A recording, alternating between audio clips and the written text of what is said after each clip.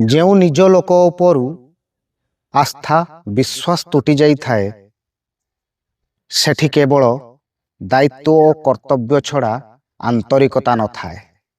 ମୋ କହିବାର ଅର୍ଥ ଆଜ୍ଞା, ଏମିତି କିଛି ଲୋକ ଆମ ପରିବାର, ଆମ ସମ୍ପର୍କୀୟ, ଆମ ବନ୍ଧୁବାନ୍ଧବଙ୍କ ମଧ୍ୟରେ ଥିବେ ଯେଉଁମାନଙ୍କ ପାଇଁ ଆମେ ଅନେକ କିଛି କରିଥିବା, ଯେଉଁମାନଙ୍କୁ ଆମେ ଅନେକ ଭଲ ପାଇବା ଅଜାଡ଼ି ଦେଇଥିବା, ହେଲେ ସେମାନେ ଆମକୁ ତା ପ୍ରତିଦାନରେ ଆକ୍ଷେପ କରନ୍ତି, ଦୋଷ ଦିଅନ୍ତି, ଆମ ନାଁରେ ଅନ୍ୟ ଜାଗାରେ ଯାଇ ବଦନାମ କରନ୍ତି ଏବଂ ଆମକୁ ଦୁନିଆ ଦାଣ୍ଡରେ ଖରାପ କରିବାକୁ ମଧ୍ୟ ପଛାନ୍ତି ନାହିଁ।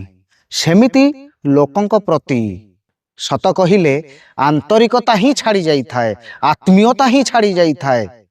କିନ୍ତୁ ଯେହେତୁ ସମ୍ପର୍କରେ ବନ୍ଧା, ଯେହେତୁ ଦାୟିତ୍ୱରେ ବନ୍ଧା, ଆମକୁ ସେତିକି ହିଁ କେବଳ ସମ୍ପାଦିତ କରିବାକୁ ପଡ଼ିଥାଏ। ସେଇମିତି ଲୋକମାନେ କେବେ ବୁଝିବାକୁ ଚେଷ୍ଟା କରନ୍ତିନି ଯେ ସମ୍ପର୍କ କ'ଣ, ଭଲ ପାଇବା କ'ଣ, କାହାର ବିଶ୍ୱାସ କ'ଣ, କାହାର ଆସ୍ଥା କ'ଣ। ହେଲେ ସେମାନେ କେବଳ ସେମାନଙ୍କ କଥା ହିଁ ବୁଝନ୍ତି ଏବଂ ସେ ନିଜର ହଉ କିମ୍ବା ସମ୍ପର୍କୀୟ ହଉ କିମ୍ବା ବନ୍ଧୁବାନ୍ଧବ ହଉ ତାଙ୍କରି ଉପରେ ଦୋଷ ଲଦି ଦେଇ ସବୁବେଳେ ଖସି ଯାଇଥାନ୍ତି। ହେଲେ ସେମାନଙ୍କର ଅସଲ ଚେହେରା ଯେତେବେଳେ ଆମେ ଜାଣିପାରୁ ସତରେ, ସେତେବେଳେ ଆମ ମନ ଭାଙ୍ଗିଯାଏ, ଆମର ବିଶ୍ୱାସ ମଧ୍ୟ ସେ ଲୋକ ଉପରେ ଭାଙ୍ଗିଯାଏ ଯେ ସିଏ କ'ଣ ସତରେ ଏମିତି ଅନ୍ୟ ଆଗରେ ଆମ ନାଁରେ କହିପାରୁଛି କି। ସେଇଥିପାଇଁ ତ ଆତ୍ମୀୟତା ଛାଡ଼ିଯାଏ, କେବଳ କର୍ତ୍ତବ୍ୟ ଆଉ ଦାୟିତ୍ୱ ହିଁ କରାଯାଇଥାଏ। ଏଇ ତ ଜୀବନର କଥା।